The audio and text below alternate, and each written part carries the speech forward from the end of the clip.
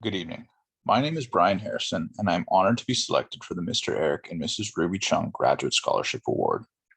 Under the supervision of Dr. Jason Gerhard and in conjunction with our industrial partners, my research focuses on developing applied smoldering combustion as a remediation strategy for emerging contaminants of concern. Per and polyfluoroalkyl substances, or PFAS, are a large group of chemical compounds that have been in production for decades. They possess several unique properties that make them extremely useful in a wide array of consumer and industrial applications. One of the most famous applications of PFAS is its use in aqueous film-forming foam, or AFFF, a firefighting foam used to extinguish liquid fuel fires. Extensive use of AFFF has led to a global distribution of PFAS in the environment, and locations where AFFF was used may be highly contaminated. There may be hundreds of these sites within Canada alone. PFAS do not degrade under normal conditions, and PFAS exposure has been linked to several negative health outcomes. The high stability of PFAS make conventional methods of soil treatment ineffective at removing PFAS, and PFAS will require high temperatures to be destroyed. Smoldering combustion is a patented, commercially available technology that has been proposed as an alternative for treating PFAS in soil.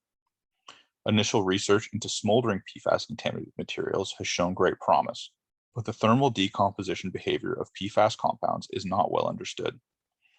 In addition, the thermal destruction of PFAS will produce hydrogen fluoride, or HF, in gaseous emissions. HF is a highly reactive acid that may pose safety issues or reduce the lifespan of equipment when applied at larger scales.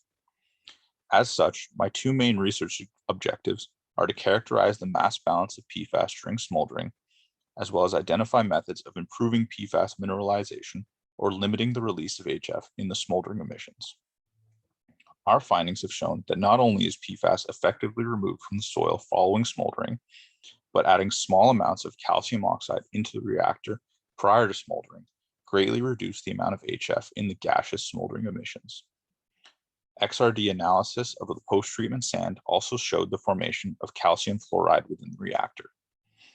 These findings have demonstrated the enormous potential of smoldering remediation as a treatment technology, and will help bring smoldering remediation from the lab to a full-scale treatment option for PFAS contamination. Thank you for listening to my presentation, and thank you to the GRC for selecting me for this award.